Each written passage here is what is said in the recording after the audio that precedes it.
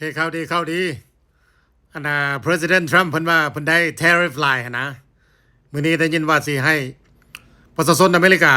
American citizen American people แหละเนาะผู้หนึ่งมา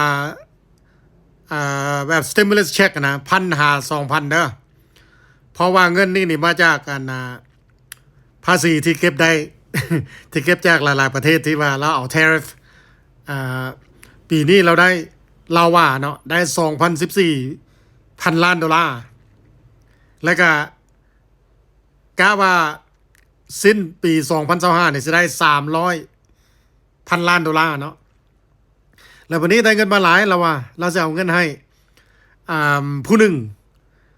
1,000 2,000แท้ได้นี่เราเอามาเว้าเมื่อวันพฤหัสมื้อแล้วนี่นะ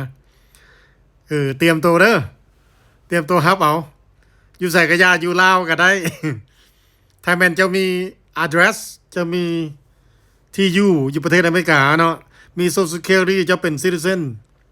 ได้คือกันพวกเจ้าเอ้ยแต่ว่าต้องมีที่อยู่ได้ล่ะต้องมีที่อยู่แล้ว